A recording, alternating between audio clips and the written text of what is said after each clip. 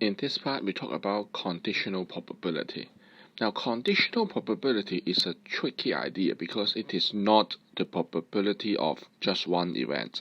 It is the probability of one event if another event happens. Alright, so that is the probability of event A.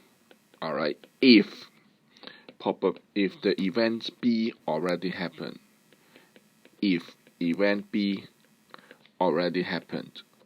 Alright, so for example, if I want to ask, say, what is the probability of someone, if you grab a random pedestrian on the road, how likely that he or she has in possession an umbrella, for example. Alright, what is the probability of a pedestrian having an umbrella? Alright, so how likely is that? Alright, I don't know, maybe 5%, 2%, I don't know, right? In a normal day, it's not likely that someone has in possession an umbrella. Now, but what if on a rainy day, alright, what is the probability of something having an umbrella on a rainy day? Alright, now that is much higher. Perhaps it's like 80%, 90%, right? If it is, especially if it's like heavy rain, then someone in possession of an umbrella will be very, very likely. So these two numbers, they are definitely not the same. Alright, just someone having an umbrella and someone having an umbrella on a rainy day is not the same, right? But the problem is that the issue is that being a rainy day is also a probabilistic event. If I say in the year 2020, the 7th of March, alright, you go out and grab someone to have an umbrella, what is the probability? Well, you have to think about, is that day a rainy day or a sunny day? If it is a sunny day, the probability of having an umbrella will be quite low. If it is a rainy day, then the probability of having an umbrella will be quite high. Alright, so we want to investigate this. Before we can investigate this, first we have to have the vocabulary. Alright, so we have a simple vocabulary.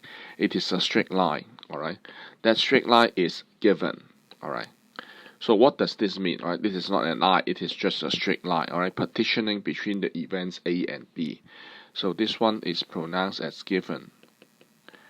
Alright, this is called the probability of event A given B. Alright, given B. By saying given B, it means that B already happened. Alright, B already happened. What is the probability of A if event B already happened? Alright, so that is the idea of conditional probability. This is already happened. Alright, so now try to distinguish between these several ideas. That's very important in the idea of probability. Alright, this is the probability of A against the probability of A given B, and the probability of A given B against the probability of B given A. Alright, now we have a theorem, what we call the Bayes Theorem. Bayes is the name of the person, alright, that shows you how to calculate this probability of A given B. Alright, it goes to something like this. Alright, let me put them in color. Is A given B equals to the probability of A and B divided by the probability of B. Right, we'll have some more example to illustrate this idea. Alright, now on the next page we'll try to apply the Bayes theorem in different cases. Alright, so let's take a look at this page. Right, it is the application of the Bayes theorem. Now for example, we have a box. Alright, in that box we have circles and triangles in 3 different colors. We have some red circles, we have some blue circles, green circles. Alright, we have some red, blue and green triangles. So if I pick one item, right, by random from the box, what is the probability that it is red, for example? Right, what is the probability that it is red? So that is 6 out of 12, right? It's 1/2. There are 6 red items and among 12, So the probability of picking a red will be 6 out of 12, right? Now, how about the probability of picking a circle? Now, how many circles are there? Never mind the color. There are 8 circles, alright? So pick a circle will be 8 out of 12. And this is like 2/3, right? There's a 2/3 chance to picking a circle. Now, what if it is red and circle? The third one, red and circle. That means these are the favorable outcomes. Alright? That means to pick a red circle, we have 5 out of 12 chance to pick the red circle, right? So far so good, right? These are not conditional probabilities. Now, let's come to the gist on this page, right? We talk about the conditional probability. Let's look at the first one. Alright, now what does this symbol means? This symbol means what is the probability of a circle given it is red. Alright, for example, now you pick a random object, but before you reveal it, you took a peek and discover that, oh, it is red in color. You discover that the object is red in color. So what is the probability that it is a circle? Alright, so that is different from the probability being red. You just pick an object that is red. Alright, that is the idea. The second one, that you pick an object, it is a circle, right? The probability, they are 1/2 and 2/3 respectively, right? You pick an object, you don't know what it is, and you reveal it. It is a circle. It is red, all right? Now, but this one is the probability of circle given it is red, all right? You know that it is a red item.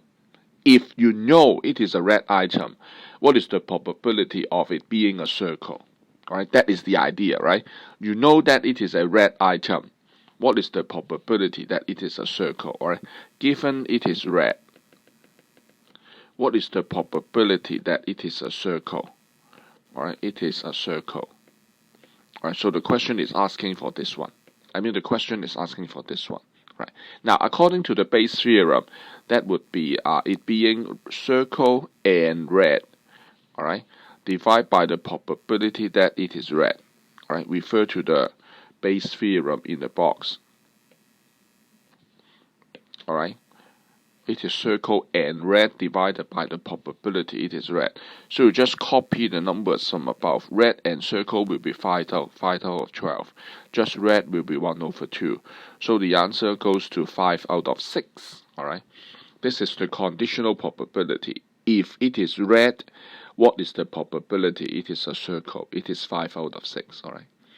Now there is an easier way to look at it. There is an easier way. You can you can forget skip the Bayes Theorem and just look at the situation.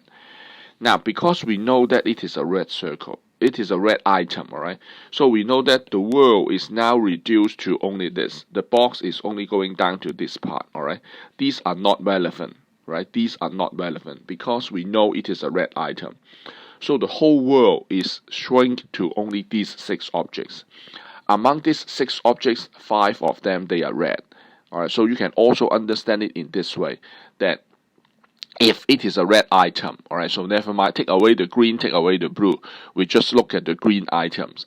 We take away the green, take away the blue, right? We just look at the red items. Among the red items, there are 5 of them that are circles. So the probability of having a circle, given it is a red, can be understood as 5 out of 6. Alright. So this is the second approach. It is what I call a reduced universe. You shrink the whole world into the part that you are concerned with. Alright. So now we can take a look at the reverse thing. Now, like I mentioned earlier, try to distinguish between PA given B and PB given A. Alright. Because the second one is that now you pick an object, right? But you feel that it is a circle, right? It is round in your hand. So the question is, how likely it is red? You don't see the color, but you feel the shape. Alright? You know that it is a circle. It is in your hand. You know that it is a circle, but you don't know the color. You can't see it. Alright? So the question is, if you know that it is red, if you know that it is a circle, how likely it is also red? Right? Now let's use the idea of the shrunken universe first, alright? Now you know that it is a circle. What does that mean?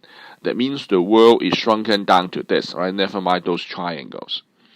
If you pick it in your hand, you feel that it is a circle. That means these are the 8 possibilities. among these 8 possibilities, 5 of them, they are red. Alright, so the probability of red given circle will be 5 out of 8. 5 out of 8, alright. Let's do that again with the Bayes theorem.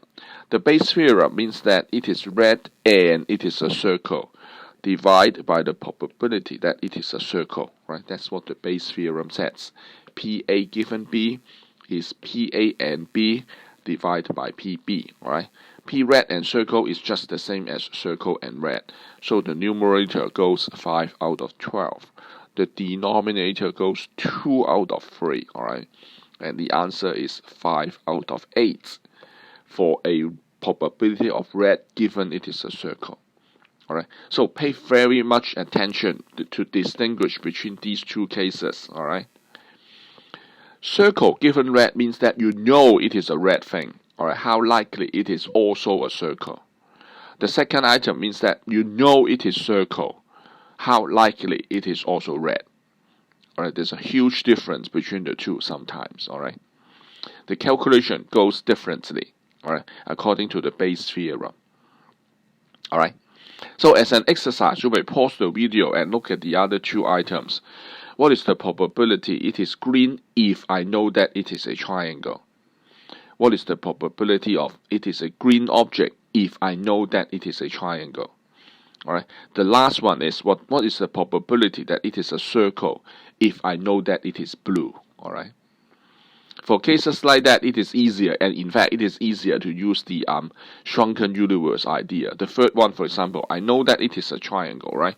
So the world is going down to this. Alright, the world is down to this if I know that it is a triangle. There's only 4 items. Among these 4 items, 2 of them, they are green. So the answer should be 2 out of 4 equals to 1 over 2, alright?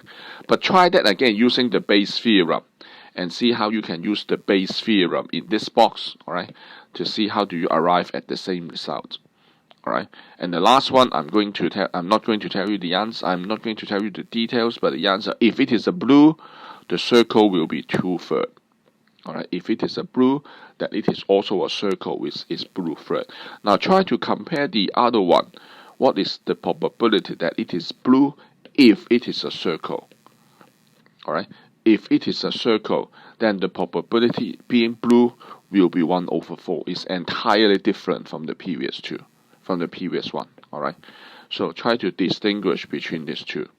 Alright, remember the second last one means that if it is blue, what is the probability it is circle? The last one means if it is circle, what is the probability it is blue? Alright, you can calculate, use the idea of the reduced shrunken universe. Alright, you reduce the whole universe into the given probability. Alright, or alternatively, you can use the Bayes theorem to perform such calculation. Okay, so this is it for the conditional probability.